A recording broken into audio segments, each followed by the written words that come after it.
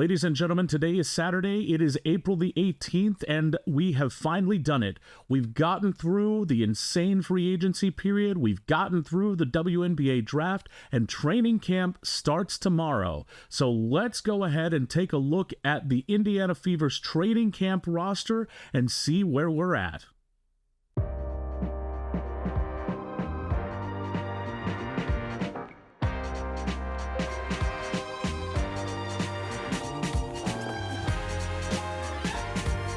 Hey guys, it's CC Report, and I just wanted to take a few minutes. I'm actually in the studio today as opposed to in my car or wherever, but I just wanted to go through the Indiana Fever's finalized training camp roster with y'all. It's been a crazy couple of weeks. We've had a lot of free agency action, which I've detailed to you in previous videos. We've had the WNBA draft, we've had the expansion draft, and now we have a good idea of where all the money has been spent and who it has been spent on. And I thought it might be a good idea before training camp starts tomorrow to go through the roster, look at how the money has been distributed, and understand some basic financial questions that some people still have regarding the roster and regarding the moves that have been made.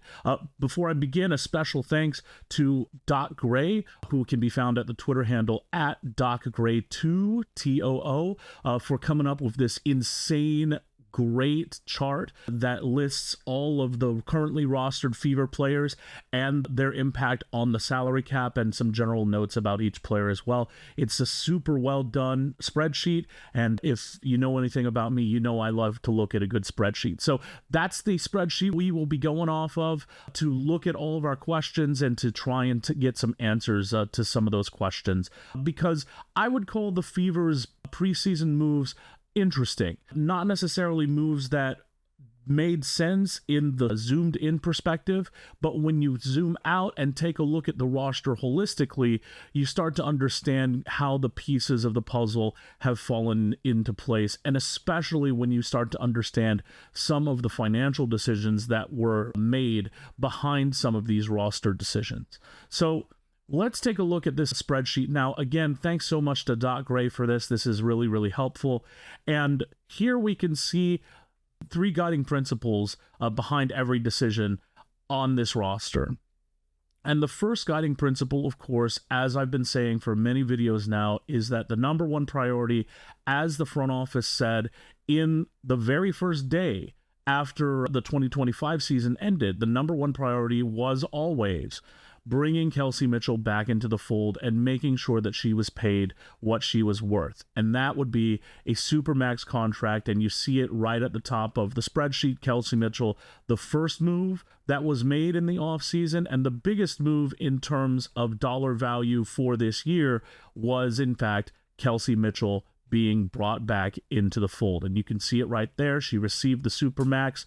She's the only guard in the WNBA to receive the Supermax, and she's only one of three players to receive the Supermax alongside A'ja Wilson and alongside Napheesa Collier. So that was decision number one. They made it, they did it, and there it is. That was principle number one.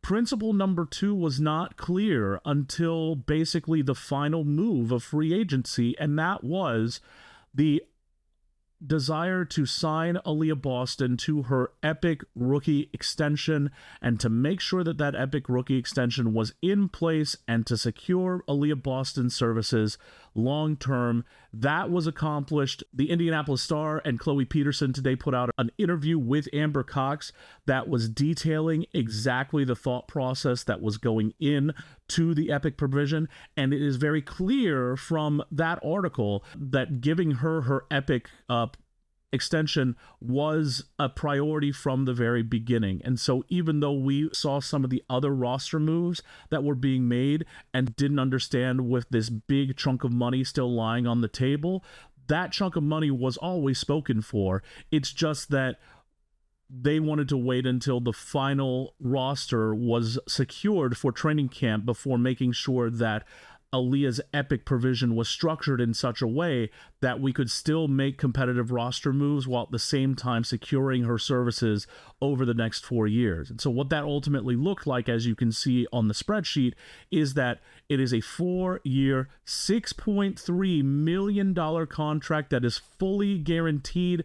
This is the largest contract in WNBA history. It outpaces A'ja Wilson's 3-year, $5 million contract. That clearly was a principle that was always in play. And so a lot of the other moves that were being made, even though at the time we were like, well, there are other better players available, the reality is that the money wasn't really there to sign those players even while the moves were being made. So that was principle number 2. And then principle number 3, as was made clear in that same Chloe Peterson article, is that they want to maintain roster flexibility and financial flexibility, because the priority next season is going to be to make sure to give Caitlin Clark that same epic rookie extension deal that Aliyah Boston was given this season. And so moving into next season, we need to make sure that we have enough financial flexibility on the books to ensure as a first priority that Caitlin's contract is taken care of before we take care of anything else. And so that's why you see a lot of 1-year deals on the spreadsheet. That is because next year, we are going to have to do some pretty significant cap acrobatics in order to make sure that Caitlin is given her epic extension, and then put the best team around Caitlin and Aliyah so that we can field the most competitive team. What's that look like? There are basically 2 possibilities. One is with Kelsey Mitchell's services, and the other is without Kelsey Mitchell. So let's go through each of these spreadsheet lines one by one and talk about them, understanding the 3 principles of bringing Kelsey Mitchell back, signing Aliyah to her deal, and making sure that we have the ability to sign Caitlin to her deal next season. Obviously, Kelsey Mitchell is at the top line. It was the first move made during the offseason. It was the first priority of the offseason, and put a big check mark there. Signing her to the $1.4 million, of course, means that it had a significant impact on the rest of the salary. That was 17% of the cap right there in that one move. Combine that with the second space on the spreadsheet, which is Aliyah Boston and her new epic rookie provision. We're talking now about 36% or so of the salary cap right there in those 2 moves. So that takes up a huge chunk of the cap right there, but it again secures the services of Aliyah Boston long term, and it secures the services of Kelsey Mitchell for this one season. I've seen some discussion online recently about why it is that we are giving Aliyah Boston such a gigantic deal. She's only 24 years old, and she's not as productive as an A'ja Wilson, who she is now getting paid more than. Well, the first reason, of course, is the only reason that her final contract amount is larger than A'ja Wilson's is because it's for 1 year longer than A'ja Wilson's. A'ja Wilson's is going to be getting paid more money on a year-by-year basis than Aliyah Boston will, simply because she's receiving the Supermax every year, and Aliyah Boston, of course, is only receiving $1 million this year, and then will be bumped up to the Supermax. So in terms of year over year, A'ja Wilson is slightly higher, but because of that extra year, that's why Aliyah Boston's final number is larger than A'ja Wilson's. And then the second thing, this is the perfect example and the epitome of the principle that I had talked about in a previous video, which is you want to pay for future performance, not past performance. And so locking Aliyah Boston down, this is only her 4th year in the league. Her previous 3 years have shown an incredibly steep rate of improvement. Her bell curve is going off the charts. You want to make sure that you lock her down now so that for the next 4 years, you are still getting not even the apex of Aliyah Boston's talents. Her apex is not going to be until she's A'ja Wilson's age, which is age 29 or age 30. But by the time this epic contract extension runs out and she will be available for a new extension, she's not even going to be at the peak of her powers yet. She'll still be a couple of years away. So she's going to be looking at another probably 4-year Supermax deal at the end of this. So investing in Aliyah Boston now, it makes good sense on paper. It makes good sense on the court. It just makes good sense. She is the most exciting young big in the WNBA, and it's not even close. Right now, I'd call her the second best center in all of the WNBA behind A'ja Wilson and only A'ja Wilson. But at some point, A'ja Wilson's age is going to catch up to her, and she will start to fall off of her side of the bell curve, and Aliyah will still be on the ascent.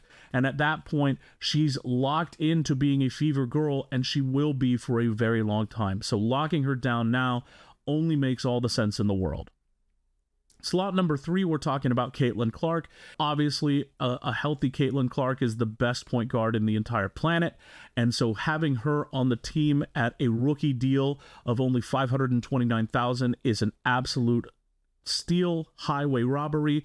But we are going to need to plan and have major financial flexibility for next year when Caitlin's epic extension time comes up, because she's going to be getting exactly the same deal, or a very similar deal, that Aliyah Boston just got yesterday. So preparing to lock Caitlin down is something that is going to require thoughtful planning from the first moment that you have her on the team. And the fact that the epic extension only became a thing a few weeks ago, Amber's number one job is to plan for that extension to hit the books, just as she planned for Aliyah Boston's extension to hit the books. And so again, you're looking down at these contracts and you're only seeing 1-year deals for the majority of the contracts, a couple of multi-year contracts, but even those multi-year contracts are only 2-year deals. This all has to do with the fact that Caitlin's epic extension will likely be structured similarly to Aliyah Boston's, meaning that it won't be a full max contract next year, but that in the subsequent years it will be a Supermax. So the 1-year deals that we're looking at are going to have to be renegotiated and rethought next season. And the only 1-year deal I believe that's on the books that's of consequence is Sophie Cunningham's 1-year deal. The rest of them are kind of into the bench players, we can figure it out. But then the multi-year deals, even such as Lexi Hull's multi-year deal, Monique Billings' multi-year deal, those are going to come due at the same time that both Aliyah Boston and Caitlin are going to be at their Supermax value. That is the time when a lot of different roster decisions are going to be made. And we might as well talk about this now. The big elephant in the room, of course, is Kelsey Mitchell, because what is her future with the Fever going to look like? And my answer to that is that next season, in order to bring Kelsey back and to run the roster back as exactly as it appears now, or at least at the same cost that it has now, the two things that have to happen are, one, Caitlin Clark has to restructure her deal in the way that Aliyah Boston has restructured her deal to open up that extra $200,000 worth of cap space. And then the other thing that would have to happen is that Kelsey Mitchell would have to come down from the Supermax of $1.4 million to a maximum contract of the $1.2 million, or in that sort of neighborhood. I think that both of these asks are reasonable. Caitlin has no reason to not restructure her contract in the way that Aliyah just did. And as far as Kelsey Mitchell is concerned, not only is there precedent for a lot of major players around the league that are Supermax eligible coming down to the regular max, just so that a competitive team can be fielded around her, but also, since the Fever are the only team that could possibly pay her a Supermax, there's no other team out there that's going to be like jumping in and saying, we'll pay you more than the max, because that's not something that they're able to do. So there's no team that's going to jump in and outbid the Fever, even if she comes down to just a regular max. And there's precedent for superstar players coming down from the max. So I think that it's reasonable to assume that Kelsey and Caitlin would be willing to make those sacrifices to field a competitive team. If that is the case, then we can pretty much run it back next year, as you see here, with only a few minor changes made to the roster. However, the crunch is going to come when both Caitlin's contract and Aliyah Boston's contract are Supermax contracts. At that point, that's going to take up 40% of the cap right there. To add Kelsey Mitchell, even at a max rate, would be 57% of the cap. And at that point, we're going to have to make some significant roster alterations. We're going to probably have to say goodbye to Sophie. Would probably have to say goodbye to Lexi. We'd probably have to say goodbye to Mo Billings or some combination of those players. And so at that point, it becomes very unworkable. So for me, the long term looks like we have the core three this season. We have the core three next season with a roster that looks very similar. And then the season after that, that would be the 2028 season. That is where we say goodbye to Kelsey Mitchell and fully transition into a 2-superstar team with Aliyah Boston and Caitlin Clark making Supermax deals. This is all conjecture, but that's kind of what I look at, and that's kind of what I see moving forward. Looking at Mo Billings, the big swing as far as free agency acquisition is concerned this year. She is on the books for $800,000. It is a multi-year guaranteed contract. She is going to be here for at least 2 years. She's going to be a fever girl. She's going to start at the 4 position. Is this good value considering that Mo has not had a starting position before? My answer to this is yes, because there's only one other player out there in the league that has been signed to a contract with another team to play either the 5 or the 4 that doesn't have starting experience but is expected to start, and that is Jessica Shepard, who signed with the Dallas Wings. She signed with the Dallas Wings for a 2-year, $1 million contract. That's a full $200,000 more than the contract that Mo Billings has signed for. So we are looking at a savings just in terms of what the market looked like for this type of player. We're looking at a savings of about $200,000. And looking at Mo Billings' skill set, her skill set, as I've said before, dovetails extremely well with Caitlin Clark's strengths. It dovetails extremely well with Aliyah Boston's strengths as a front court mate. It dovetails extremely well with what the team is going to want to do, which is to run fast, to run hard, to score a lot of transition points, and to be good defenders. Monique Billings has a 99 overall defensive rating. This is a defensive rating that is on par with a Bree Jones. It's better than Aliyah Boston's 101 overall defensive rating. And I'll grant that it's within a more limited time frame, but she still played 472 minutes last season. That's more than enough of a sample size to understand that she is a good physical defender at the 4 and is going to be able to mesh in much better than Natasha Howard fit in last season. So this is a great signing from a value perspective. It's a great signing from a fit perspective as well.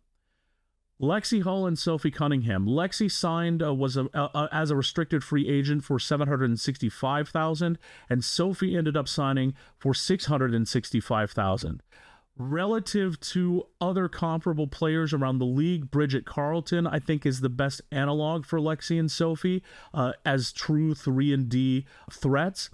Bridget Carlton was cored by the Portland Fire and was given a max contract of $1.2 million per year. So in that sense, she's the most comparable player to Lexi and Sophie. She was given a maximum contract. So these two are also value signings. Sophie's signing specifically on a 1-year guaranteed contract is an extremely significant value signing. But even Lexi's value signing is below market value in that sense. So we're looking at 2 excellent signings. I've already talked a little bit about how their contracts fit into the whole business of affordability and making sure that we can afford Caitlin's contracts next year.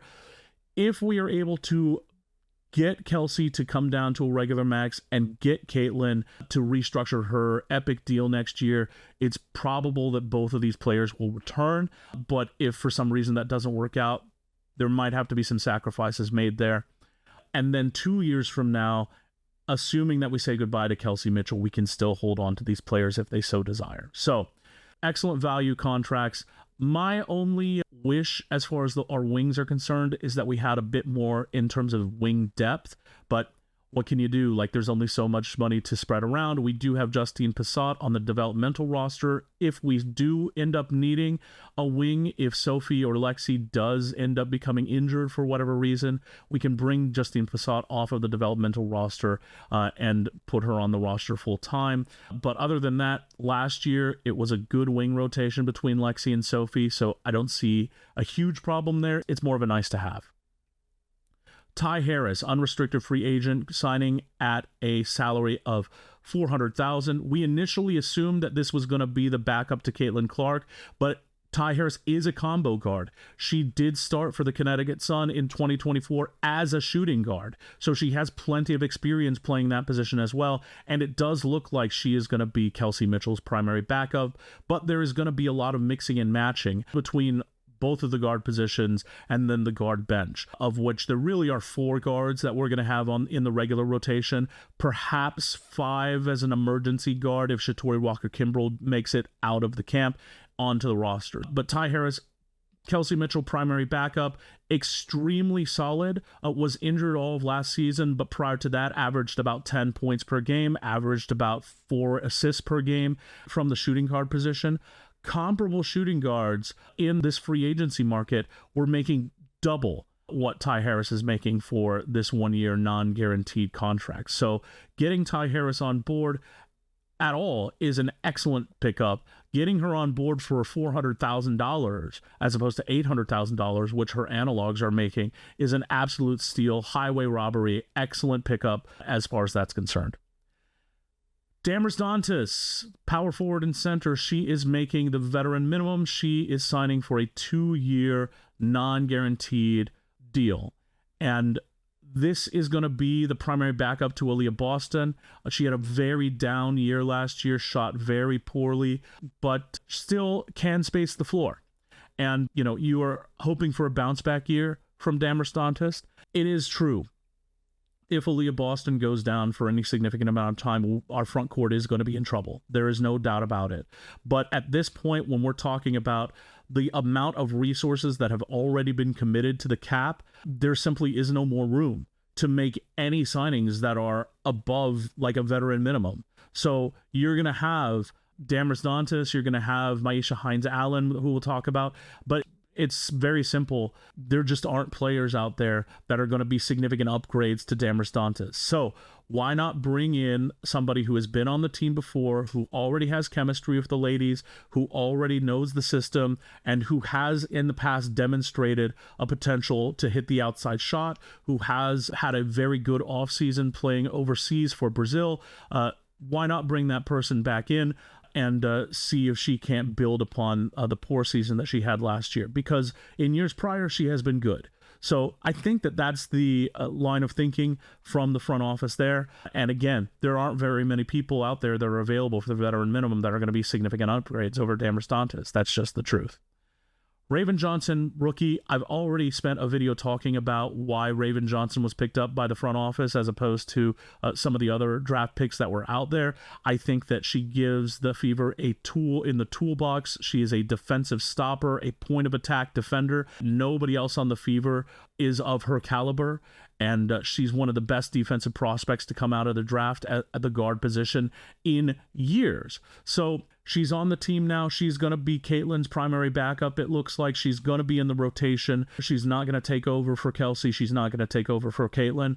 But what she is going to do when Caitlin or Kelsey need a rest, she's going to be able to come in and give the opposing team's best player 5 minutes of hell. So that, I think, is an excellent pickup. And so she is going to be on the team. She is going to be making the team. Michaela Timpson is still on her rookie contract, so she's not going anywhere. Myisha Hines-Allen, it's pretty much the same sort of story as Damiris Dantas is. We picked her up for the guaranteed salary, but for 1 year only. She is a backup power forward and center. She is going to bring an element of toughness to the team that we don't really have. Did not have a good year last year either, but that's okay. We don't really need to ask very much in terms of scoring at the end of the bench. We just need to have somebody in there that can rebound the basketball, somebody in there that can defend a little bit, and somebody in there that is going to bring us that toughness element that we may otherwise lack. In terms of developmental players, Justine Passau is the only player that we have on the developmental roster at this point. She's going to be joined by, if I had to guess, it would be Megan McConnell on that developmental spot, but we'll see. Justine Passau is a stretch 4. She also can play the 3. She shoots very well, but she is a developmental prospect. She is not much on defense at all. She has a lot of work to do in the weight room to gain some size, and so she is going to be in a position where she can do that work and still remain a member of the Fever. Remember, if this developmental roster didn't exist, we would just have to cut her outright, and that's not something that we want to do. We want to make sure that she is a Fever girl long term. There's been a lot of discussion around, what happens if some other team would want to grab her? Would they be able to poach her from the developmental roster slot? How exactly does that work? And the answer to that is that in order for a team to get somebody off of some other team's developmental roster, they would have to cut somebody from their own 12-player roster to make space for that other team's developmental player. So they would have to think that that developmental player is worth cutting somebody that is already on their roster for. And so that in and of itself doesn't seem realistic unless there's a significant injury to somebody from that other team. And then they would have to go out and get that somebody else over their own developmental roster pieces who have already spent all of training camp and have already spent all of the season with that team. So there's just a lot of circumstances there that are stacking up against the idea of Passau or any other player that's on a developmental roster spot being poached. And so I'm not too concerned about that particular idea, and I don't think that you should be either. The rest of the roster spots are being taken up by training camp contracts, non-guaranteed. The vast majority of these will not make the team. The most likely of these, as I said, to make the team is Shatori Walker-Kimbrough, who is another guard. She finished 3rd in 6th Player of the Year voting 3 years ago. That's pretty good. She has won a championship before. She is not necessarily going to come in and be a game breaker, but she's just sort of more of an emergency backup. If we run into the situation that we ran into last season, we will have somebody that has been in-house, and we won't have to necessarily bring in somebody brand new to fill that roster spot. So God forbid that happens. Most of these people on minimum contracts will not see the floor more than 5 minutes a game. So it's not super consequential. So looking at this roster holistically, you've got 5 guards. You've got Kelsey Mitchell, Caitlin Clark, you've got Ty Harris, you've got Raven Johnson, and then you've got Shatori Walker-Kimbrough, we'll say. 5 guards, and you've got 5 for the front court in Aliyah Boston, Mo Billings, Damiris Dantas, Michaela Timpson, Myisha Hines-Allen, and then you've got 2 wings, Sophie Cunningham and Lexi Hull. So there's pretty good balance there. It seems like we've signed a bunch of guards, but in reality, the way that the final roster is going to look, there are going to be 5 guards, there's going to be 5 front court members, there's going to be 2 wings. So there is good balance there. And it is top heavy, absolutely, but that's where we've spent the money. So like that would make sense as to why it's top heavy. It's not a perfect roster. There are no perfect rosters. There are criticisms of this roster to be made. It's pretty small, but it also is pretty fast. It's going to have trouble against bigger rosters like New York Liberty or the Atlanta Dream, but they're going to have trouble with us dealing with our speed. There are criticisms to be made for sure, but ultimately, especially given the cap constraints and given the prioritization of making sure that we got Kelsey Mitchell in-house, that we got Aliyah Boston her epic contract, and that we are set up for Caitlin, I'd say it's a pretty good roster. And so training camp starts tomorrow.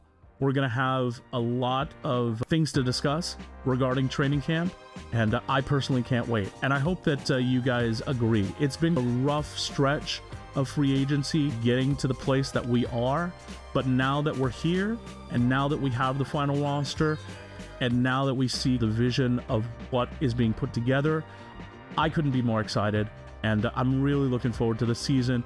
It starts in 21 days, will be the Fever's first regular season game. So can't wait for that, and we'll see you in training camp tomorrow. And ladies and gentlemen, have a great day, and we'll see you in the next one.